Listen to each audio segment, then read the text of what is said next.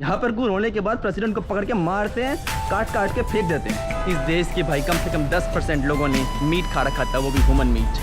20,000 लोगों को मारने वाला बंदा भाई ऐसे ही सड़कों पे घूम रहा है। आज कौन सा देश में हूँ मैं? भैया मैंने एक रूम में लेके गया, बोलता है you will go jail for 6 months without driving in helmet.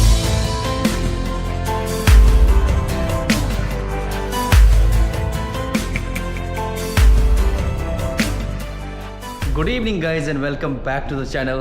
तो कैसे हो आप लोग? एक वापस से नई वीडियो आपका स्वागत करता हूं भाई। तो फिलहाल इस वक्त मैं हूं द कैपिटल ऑफ लाइबेरिया, मनरोबिया में। वेल गाइज, आपने काफ़ी बार सुना होगा कि मनरोबिया को कहते हैं अमेरिका ऑफ अफ्रीका। क्यों?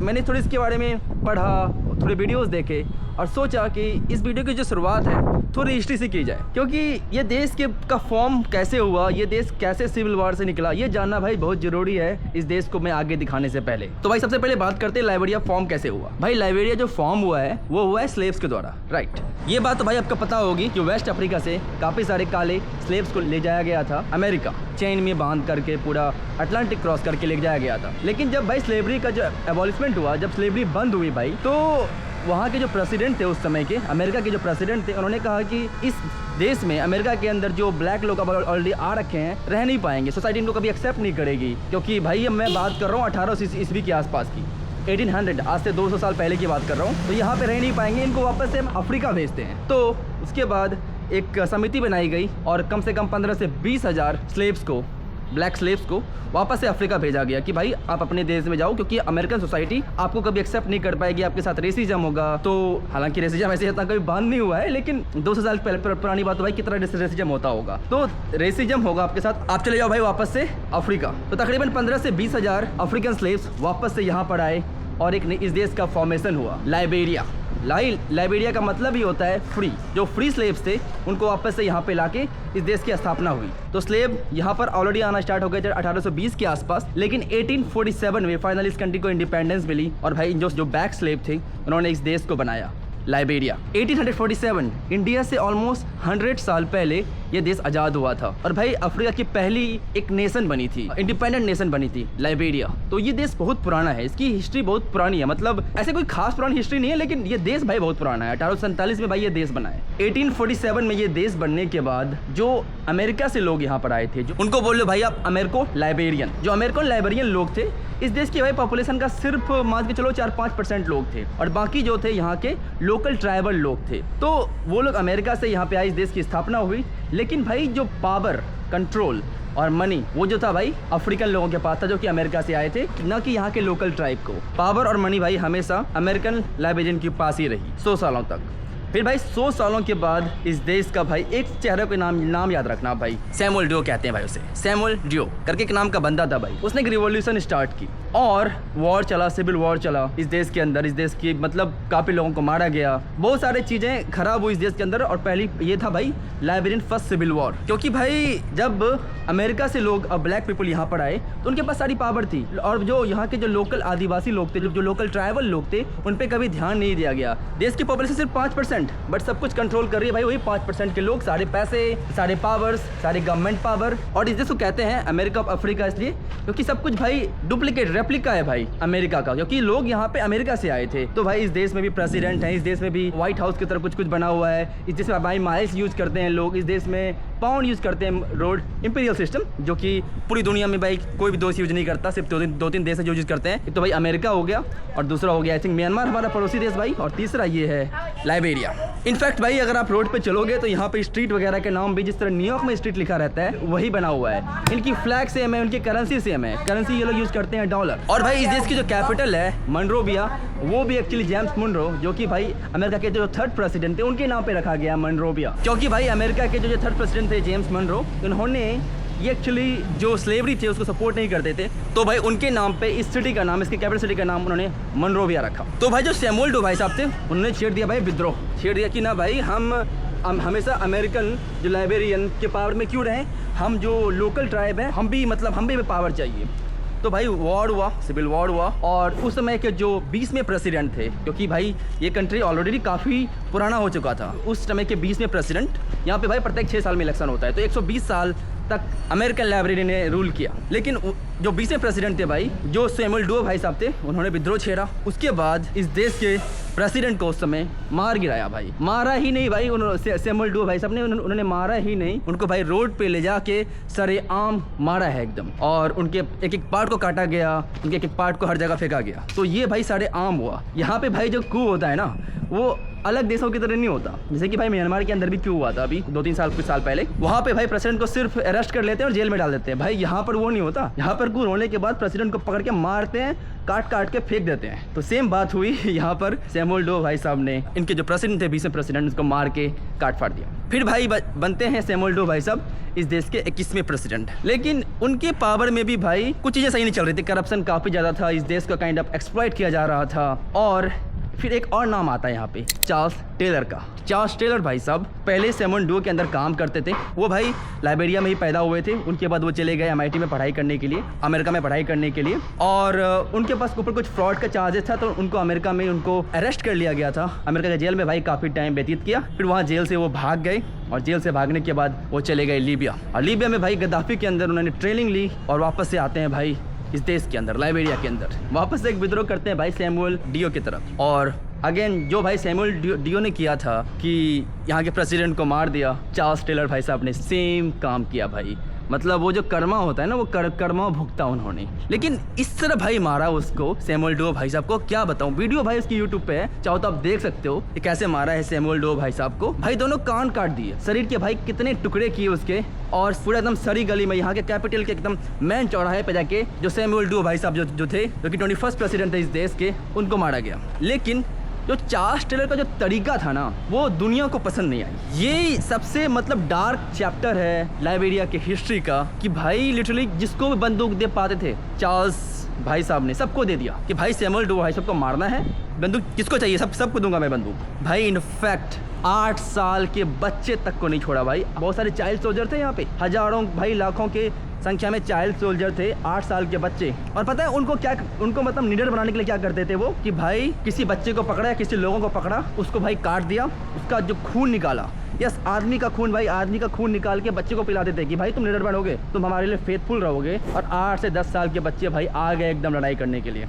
सैमुअल डो भाई साहब किस तरह मौत हुई थी कि जो चाइल्ड सोल्जर थे भाई, उन्होंने यहाँ पर आया और सैमुअल डो भाई सबको मारा उन्होंने। लेकिन इसके वजह से भाई जो ये टेलर भाई साहब हैं, इनके ऊपर काफ़ी चार्जेस लगे थे। इनकी हिस्ट्री ये है कि 2003 तक ये भी यही प्रेसिडेंट रहे थे। 2003 के बाद वापस से 2 रेबल फाउंड निकली ग्रुप बनी, तो इनको मारना चाहते थे भाई चार्ल्स टेलर भाई साहब को। उसके बाद वो भाग गए नाइजीरिया में जाके उन्होंने असाइलम ले लिया वहाँ पे कि भाई मेरे देश में खतरा है। लेकिन फिर इंटरनेशनल प्रेशर के बाद उनको सियरा लियोनी कोर्ट में पेश किया गया, क्योंकि भाई जो चार्ल्स टेलर भाई साहब हैं, उन्होंने सियरा लियोनी के वॉर में भी उनका अच्छा खासा हाथ था, और सियरा लियोनी की गवर्नमेंट चाहती थी कि उनको हम अपने जेल में डालें। सियरा लियोनी उनको लेके आए, फिर वहाँ से वो यूके गए, और यूके में भी 50 साल का जेल भुगत रहे हैं। वो ज़िंदगी भर वो जेल में मरने वाले चार्ल्स टेलर भाई साहब। तो यहाँ के प्रेसिडेंट का ये हिसाब किया था भाई, यहाँ का प्रेसिडेंट जिंदा नहीं बचता भाई। अगर यहाँ पे कू होता है ना, तो प्रेसिडेंट को बड़े खतरनाक तरीके से मारते हैं भाई, रोड पे जाके मारते हैं, कान काट देते हैं, शरीर के टुकड़े कर देते हैं। तो वो बड़ा ही तरपा के मारते हैं भाई यहाँ पे प्रेसिडेंट को। तो यही यहाँ पे हिसाब किताब रहा था इस देश की। ये थी हिस्ट्री। ये देश ना कभी संभल नहीं पाया। 100 सालों 120 सालों की भाई पहले लाइक अमेरिकन का यहाँ काइंड टेक्निकली अमेरिकन कॉलोनी हुआ करती, क्योंकि वो पूरा अमेरिका सपोर्ट करता था जो भी ये करता था भाई। पहली बार कोई अफ्रीकन बना भाई, कोई लोकल यहाँ का प्रेसिडेंट बना, वो था भाई सैमुअल डो भाई साहब। और उनको भी मार के फिर जो लोकल वापस से फिर चार्ल्स टेलर भाई साहब यहाँ के प्रेसिडेंट बने, वो चले गए। उसके बाद इस देश में पहली बार शांति स्टार्ट हुई 2003 में, जब इस देश की भाई महिला राष्ट्रपति बनी, अफ्रीका की भाई प्रथम महिला राष्ट्रपति बनी थी। और उसके बाद थोड़ा थोड़ा अब देश संभल रहा है। लेकिन जब तक भाई देश संभल पाता भाई, यहाँ पे आ गया इबोला, और इबोला की वजह से कितने लोगों की जान गई, उस देश की वजह से संभल नहीं पाया है। तो देश दुनिया का भाई मतलब पोरेस्ट कंट्री है ये, क्योंकि जितनी भी चीज़ें हालात हुई भाई, सिविल वॉर चला, 2 सिविल वॉर चला यहाँ पर, 100 साल की अमेरिकन रूल भाई, और सिविल वॉर, फिर इबोला, तो इस देश संभल नहीं पाया। और भाई अभी तक नहीं संभल पाया ये, इसलिए one of the poorest country है दुनिया की। ये थी भाई छोटी सी हिस्ट्री इस देश के बारे में, और क्यों ये भाई अमेरिका से इतना ज़्यादा उत्सुक, मतलब इतना ज़्यादा भाई इंस्पायर क्यों, क्योंकि सब कुछ इनको अमेरिका ही नहीं दिया है। अमेरिका ने इनको फ्रीडम दिया। वन ऑफ द भाई ओल्डेस्ट कंट्री है दुनिया की, जो कि ओल्डेस्ट इंडिपेंडेंट कंट्री है भाई। इंडिया के भाई कितने साल हुए, 100 साल भी नहीं हुए भाई इंडिया को इंडिपेंडेंस मिले हुए। इस देश को भाई इंडिया से मान लो 100 साल ज़्यादा, तो 200 साल हो गए भाई इस देश को इंडिपेंडेंस मिले हुए। तो काफ़ी ओल्डेस्ट है लेकिन संभल नहीं पाया, डेवलप नहीं हो पाया और हालात अभी भी बहुत ज़्यादा ख़राब है। चार्ल्स टेलर को भाई इंटरनेशनल कोर्ट ने वॉर क्राइम के अगेंस्ट उनको बुक किया और वो जेल में 50 साल की सज़ा काट रहे हैं। स्पेशली जो उन्होंने जो चाइल्ड सोल्जर को यूज किया सैमुअल डुओ को मारने के लिए, वो बहुत ज़्यादा दर्दनाक था। बहुत सारे चाइल्ड सोल्जर की ऑफकोर्स मौत हुई। यहाँ पे स्टार्ट हुआ था लाइक ह्यूमन मीट खाना, आदमी को भाई मार के खा जाना, आदमी का खून पीना। और भाई एक टाइम पर इस देश के भाई कम से कम 10% लोगों ने मीट खा रखा था, वो भी ह्यूमन मीट। यस भाई 10% इस देश के पॉपुलेशन ने ह्यूमन मीट खा रखा था। तो यहाँ पे इस तरह का यहाँ पे आतंक मचा था। इस वॉर की वजह से भाई 2 सिविल वॉर की वजह से इस देश की कम से कम 10% जनता की मौत हो गई और उसके अलावा तकरीबन 60 से 70% जनता डिस्प्लेस हो गई वॉर की वजह से। अभी भी इस 2000 की चीज़ें बंद 2003 के अंदर आसपास हुई है। अभी भी सिर्फ 20 साल हुए हैं इस देश को डेवलप करने में, तो अभी टाइम लगेगा भाई इस देश को थोड़ा भी डेवलप करने में। जो पड़ोसी देश है भाई सिएरा लियोन काफ़ी ठीक ठाक डेवलप हो चुका है, बट ये देश ना बहुत ज़्यादा नहीं, इस देश की भाई हालत ख़राब है। तो गाइज़ फ़िलहाल मैं इस इंडियन रेस्टोरेंट में आया था, मैंने आपको पूरी हिस्ट्री बताई। How bro, how you doing? What is your name? Shivram. Nice to meet you. हाँ, तो भाई ये था भाई इंडियन रेस्टोरेंट, इसका नाम है रंगोली इंडियन रेस्टोरेंट। मैंने यहाँ पे खाना पीना खाया, काफ़ी सही था। मैं अब जा रहा हूँ घर की तरफ, थोड़ा सिटी में वॉक करूँगा, लेकिन पहले कुछ खास नहीं है भाई यहाँ पे करने को। लेकिन मेरे ब्रदर ने मेरे को कुछ और इन्फॉर्मेशन भेजी। वो भाई इसने काफ़ी पढ़ रखा है ब्रदर ने, क्योंकि भाई उसकी इंटरेस्ट की कंट्री, क्योंकि अमेरिका और यूएस तो उसकी इंटरेस्ट की कंट्री थी। उसने एक बात बताई, सोचा कि आपको बता दूँ। भाई एक बंदे का नाम था जनरल बट नेकेड। भाई वो नंगा रहता था, ठीक है, नंगा युद्ध करता था और वो भाई जनरल था। भाई उसने कम से कम 20,000 लोगों को मारा है, इनोसेंट बच्चों को मारा है। तो भाई वो कुछ भी कर लेता था, जैसे कि भाई बेट लगा रहा है कि कोई प्रेग्नेंट लेडी जा रही है यहाँ पे, बेट लगाता है बंदे से, अच्छा इसके अंदर लड़का होगा या लड़की, तो बोलता है नहीं, बेट नेकेड बोलता है नहीं लड़का होगा इसके अंदर, तो बोलते हैं लड़की होगी, चलो बोलते चलो बेट लगाया जाए। अब कैसे पता किया जाए भाई? ओमेन को, लड़की को लाया जाता था, उसका भाई एकदम पेट चाकू से काट दिया पेट। भाई कितने बच्चा, कितना 8-9 महीने का होगा, 9 महीने में भाई डिलीवर होता है, मे भी 7 महीने का होगा। और भाई 7 महीने में पता चल जाता है कि लड़का है कि लड़की है। भाई निकाल के देख, अच्छा हाँ ये तो लड़की है, देखो मैं बेट जीत गया। भाई ऐसे लोगों को मार रहा है। और भाई जिस गांव को वो कैप्चर करता था, उस गांव से भाई एक बच्चे को पकड़ता था, उसको काटता था, उसको खाता था। भाई मतलब इस तरह की उसने दिमाग खराब कर रखा था। और सबसे सैड बात क्या है कि वो भी भाई अभी ना इस स्ट्रीट में मनरोबिया में घूम रहा है अभी भी, क्योंकि उसके बाद वॉर ख़त्म होने के बाद बोला भाई साहब मैं तो बन गया हूँ क्रिश्चियन, मैंने जो भी पाप किए भगवान माफ़ करे मुझे, मैं बन गया हूँ क्रिश्चियन। अब मैंने जो भी पाप किए भगवान इसके लिए माफ़ी दे रहा है मेरे को फील हो रहा है, जीसस क्राइस्ट मेरे सपनों में आए थे, ब्ला ब्ला ब्ला ब्ला, ये सब बोल के कोर्ट ने कहा ठीक है चलो हो गया। अब हाँ 20,000 लोगों को ही मारा है तुमने, ठीक है कोई बात नहीं, ठीक है भाई। ये यहाँ पर ये हिसाब किताब है, 20,000 लोगों को मारने वाला 20,000 भाई बहुत ज़्यादा होता है भाई। आई मीन उसने अकेले 20,000 को नहीं मारा था, उसकी टीम ने 20,000 लोगों को मारा था, इनोसेंट लोगों को। भाई 20,000 लोगों को मारने वाला बंदा भाई ऐसे ही सड़कों पे घूम रहा है आज। कौन सा देश में हूँ मैं? बट यही था, ब्रदर ने ये इन्फॉर्मेशन बताई कि ये इन्फॉर्मेशन देना मत बोलना। मैंने कहा ठीक है, सोचा कि आपको ये इन्फॉर्मेशन दे ही दो। मैं फिलहाल चलता हूँ, थोड़ा सा वॉक करता हूँ इस लाइब्रेरी कैपिटल मनरोबिया में। तो गाइज यहाँ की फिलहाल स्ट्रीट पे वॉक कर रहा हूँ। ये भाई कॉनेक्स, अब देखो नाम क्या लिखा हुआ है, 5th स्ट्रीट। भाई मैं आ गया New York Manhattan, 5th street, 7th street, 8th street. कुछ टाइम पहले ही मैंने नया साल सेलिब्रेट वहाँ पे किया था, वापस से मुझे न्यूयॉर्क की याद आ गई चीज़ों को देखते हुए। भाई मतलब जो सिस्टम है ना, काफ़ी अमेरिका जैसा सिस्टम है एकदम। यहाँ पे भाई लिखा हुआ है कि अमेरिका एयर्स, पता नहीं क्या है ये भाई, सब कुछ में हर जगह यहाँ पे अमेरिका लिख रखा है। इनफैक्ट भाई अमेरिका के अंदर आपको पता ही चलता है NBA, यहाँ पे भाई LBA लाइब्रेरियन प्रीमियर लीग भाई लिटरली कॉपी करके देश को बनाया है। ये भाई फिलहाल यहाँ की मनरोबिया की स्ट्रीट कुछ ऐसी दिखती है। तो थोड़ा वॉक वगैरह करते हैं कैसा है मनरोबिया में हिसाब किताब। और सनसेट होने से पहले मैं अपने घर की तरफ ले जाऊँगा, क्योंकि यहाँ पे सनसेट के बाद भाई वॉक करना थोड़ा डेंजरस है। मतलब थोड़ा सा यहाँ पे कहते हैं कि रात को मत घूमो, अंधेरा होने से पहले घर पहुँच जाओ। मैं अंधेरा होने से पहले ही घर पहुँचने वाला हूँ। ये कुछ ऐसी दिख रही है भाई यहाँ पे स्ट्रीट। यहाँ पे मोटरसाइकिल टैक्सी आपको हर जगह देखने को मिलेंगी। Hi how you doing? Good. भाई आधे लोगों की मुझे ना अंग्रेजी समझ ही नहीं आती। यहाँ पे भाई अंग्रेजी पता नहीं कौन सी अंग्रेजी बोलते हैं। मैंने कुछ लोगों से बात की, क्या भाई यही दिमाग ख़राब हो जाता है भाई अंग्रेजी, यहाँ के अंग्रेजी सुन के। ये है भाई, थोड़ा कैमरा को भी ध्यान रखना है क्योंकि छीन छराबा यहाँ बहुत ज़्यादा होता है। स्पेशली फ़ोन को तो मैंने पॉकेट में रख लिया है, लेकिन कैमरा को अपने हाथ में रखना है। मेरे सामने ये 8th स्ट्रीट अमेरिका की तरफ, वहाँ पे लिखा हुआ है, साइन बना हुआ है टबमैन एंड 8th स्ट्रीट। यहाँ का सिटी सेंटर है पूरा ये भाई। लिटरली सब कुछ कॉपी कर रखा है इन्होंने यार। यहाँ पे मैं एक हॉस्पिटल देख रहा था, उसका नाम है भाई JFK hospital, John F Kennedy भाई, जो कि न्यूयॉर्क का जो एयरपोर्ट है ना, JFK एयरपोर्ट, यहाँ पे इन्होंने वो बना रखा है। और भाई ये मेरे सामने है चर्च, बाप्टिस्ट चर्च। आसपास के जो देश है भाई, वहाँ पर जो पॉपुलेशन है मोस्टली लाइक मुस्लिम पॉपुलेशन है। हालांकि फ्रेंच इन्फ्लुएंस की वजह से आपको लाइक ऐसे मुस्लिम मिलेंगे जो दारू करते हैं, पार्टी करते हैं, लेकिन यहाँ पर जो मेजोरिटी ऑफ द पॉपुलेशन है वो एक्चुअली क्रिश्चियन है बिकॉज ऑफ अमेरिकन इन्फ्लुएंस। ये भी क्या है, अच्छा ये स्कूल है, और इनका जो स्कूल सिस्टम भी है ना, कॉपी है भाई अमेरिका की तरह, टोटल भाई रेप्लिका है अमेरिकन एजुकेशन सिस्टम का। ये तो चाहते हैं कि अमेरिका का ये 51 स्टेट हो जाए, 50 स्टेट तो है ही, ये 51 स्टेट हो जाए अमेरिका का। बट मेरे को लगता नहीं कि अमेरिका भाई इस देशों को अपना 51 स्टेट बनाएगा। मैं वीडियो बना रहा था भाई, अभी पुलिस आई, बोली क्या कर रहा है, मैं क्या वीडियो बना रहा हूँ, तो बोलता है you know it is illegal here. मैंने कहाँ लिखा, चलो रूल बताना इलीगल है, कहाँ लिखा हुआ बताओ, अमेरिका बनने चले हो साले तुम और इलीगल है वीडियो रिकॉर्ड करना, कहाँ लिखा हुआ बताना। बोलता है no we know the rule. मैंने कहा भैया आपको पता है तो लिखा तो कहीं होगा, सो मी।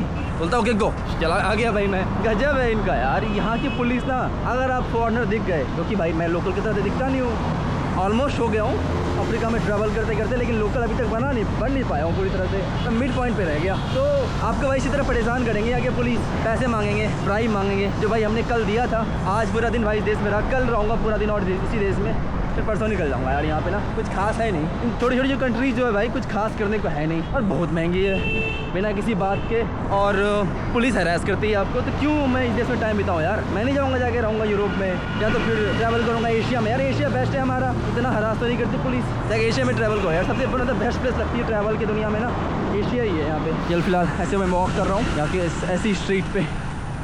अभी देखा था JFK हॉस्पिटल, ये है क्लिंटन हेल्थ एक्सेस इनिशिएटिव, मतलब सब नाम इन्होंने भाई अमेरिका के राष्ट्रपति के नाम पे ही रखे हैं क्या। कल मुझे कोई ट्रम्प टावर दिखा नहीं यहाँ पे, आई एम श्योर यहाँ पे कहीं ट्रम्प टावर तो जरूर होगा, तभी सबके नाम अमेरिका के प्रेसिडेंट के नाम पे सब कुछ यहाँ पे रखा है, तो ट्रम्प के नाम पे कुछ ना कुछ तो होगा ही। ये मैं आ गया हूँ 30th स्ट्रीट पे, यहाँ पर एक कुछ इस तरह का बुलेवार्ड पैलेस है, ATM गैलरी यहाँ पर। और अगर आप फ्लैग देख रहे हो स्क्रीन पे भाई, तो ये है कुछ अमेरिका का फ्लैग, और ये कुछ ऐसा दिखता है भाई लाइबेरिया का फ्लैग, ऑलमोस्ट भाई सिमिलर है, सिर्फ अमेरिका फ्लैग में 50 स्टार है क्योंकि 50 स्टेट को रिप्रेजेंट करते हैं, यहाँ पे सिर्फ 1 स्टार है जो कि पूरे लाइबेरिया को रिप्रेजेंट करता है, बट एकदम फ्लैग पूरा सिमिलर है। और एक बात भाई जो कि मुझे ट्रैवल करते करते ही समझ में आई है, यहाँ पर आपको ना काफ़ी मोटी लोग मिलेंगे, ठीक है, काफ़ी मोटे यहाँ पे लोग हैं, बिकॉज यहाँ पर फास्ट फूड का कल्चर बहुत ज़्यादा है। आई मीन भाई साढ़े के साढ़े जो कल्चर उठा के लाए अमेरिका से उठा के लाए हैं, तो फास्ट फूड का कल्चर ज़्यादा है, इसकी वजह से भाई यहाँ पे काफ़ी मोटे लोग मिलेंगे। लेकिन पड़ोसी देश है भाई सीरा लियोनी, भाई वहाँ पर आपको उतने मोटे लोग देखने को नहीं मिलेंगे, मतलब वहाँ पे काफ़ी लोग फिट दिखे मुझे, लेकिन यहाँ पर आपको बहुत सारे मोटे लोग देखने को मिलेंगे। अरे भाई इंडियन तो हर जगह पहुँच गए, यहाँ भी है नरेश ब्रदर्स, ऑफकोर्स भाई प्रॉपर इंडियन नाम है। यहीं पे घूम रहा हूँ सिटी सेंटर पे, ज़्यादा गली वगैरह नहीं जाना चाहता भाई, सुना है कि थोड़ा सा सेफ़ नहीं है ये जगह मनरोविया स्पेशली, तो बस मेन एरिया में घूम रहा हूँ फिलहाल मैं, और कुछ करने को है भी नहीं यहाँ पे खास बात, और कुछ करने को रहे किसी गली वगैरह में चले भी जाऊँ, कुछ करने को है ही नहीं, क्या कर सकता हूँ मैं। एकदम रोड पे चढ़े गए सामान बेचने के लिए, एकदम मेन रोड पे खड़ी है, एक ऊपर खड़े लगा के मेन रोड पे सामान बेच रही है भाई, पानी बेच रही है, चिप्स बेच रही है एकदम मेन रोड पे। कितना धुआं आ रहा है यार इस गाड़ी से, इतना ज़्यादा धुआं भाई फेंक रहा है ये गाड़ी, ओ माय गॉड, पूरा भाई स्ट्रीट एकदम काला हो चुका है, कितना धुआं फेंक रहा है भाई ये गाड़ी, देख पूरा एकदम काला करके चला गया यहाँ से। और रोड पर टोल पेपर क्यों बेच रहे हैं ये समझ में नहीं आ रहा। ठीक है तो भाई साहब फाइनली काफ़ी चलने के बाद मिली है मुझे एक मोटरसाइकिल, जो कि लेके चलेगी एलवा जंक्शन, जहाँ पर मेरा घर आसपास है, होटल एक्चुअली आसपास में, एलवा जंक्शन ELW है alloy. What you don't go what way गजब आदमी है भाई ये, और क्या बोला मैन समझ भाई, मैं बस मैं नहीं समझ पाया, मैं भाग गया फिर, गजब है भाई, कोई बंदा रोक ही नहीं रहा था, तो फिर एक वो पुलिस ऑफिसर महिला थी, उन्होंने मेरी हेल्प की, let's go bro, let's go, तो उन्होंने मेरी हेल्प की है, फाइनली जा रहा हूँ मैं अब। ऐसे ही रोड पे बेचते हैं भाई ये।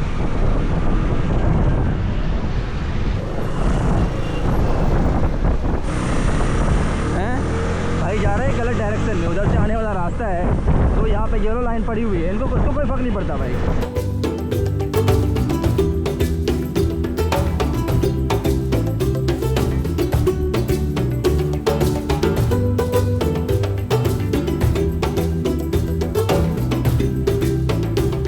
तो भाई भाई मैं अपने होटल रूम में फिलहाल आ चुका हूँ। एक प्रॉब्लम वापस से हो गई, बता दो क्या प्रॉब्लम हुई। थोड़ा बैठ के भाई मैं आ रहा था तो पुलिस ने रोका। आपने देखा भाई पुलिस ने मेरी हेल्प की थी इस टैक्सी में, मतलब इस मोटरसाइकिल टैक्सी में बैठने के लिए। तो उसके बाद एक पुलिस ने हमें रोका वापस से, बोलता है तुम्हारा हेलमेट कहाँ है। मैंने कहा इसके पास हेलमेट नहीं है, मुझे कहाँ से देगा भाई। Do in know what the Romans do, कोई किसी के पास हेलमेट नहीं तो मुझसे क्यों पूछ रहे हो। बोलता है नहीं किसी और से मतलब नहीं, तुमने हेलमेट क्यों नहीं पहना है। मैंने कहा मैं थोड़ी यहाँ पे मोटरसाइकिल चालक से पूछना भाई इनके पास क्यों नहीं हेलमेट है। आई मीन थोड़ी सी मेरी भी गलती है कि मैंने बिना हेलमेट वाले पास चला गया, बट भाई सारे लोग यहीं पे ऐसे ही करते हैं, ठीक है। बिना किसी के पास हेलमेट नहीं है, आधे लोगों के पास हेलमेट है नहीं, तो मैं यहाँ पे आके हेलमेट देकर खरीदूँ क्या, नहीं करूँगा ऐसा।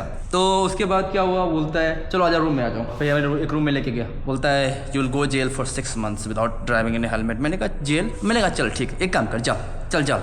मैंने हाथ ऐसे किया, लगा हाथ करी मेरे में, लगा भेज मेरे को जेल। बोलता है why are you complicating thing, just give me $2 fine no jail. मैंने कहा भाई तुम्हारे $2 में ही तुम्हारी औकात निकल गई, $2 ही तुमको चाहिए थे। मैंने कहा $1 दूंगा मैं, $1।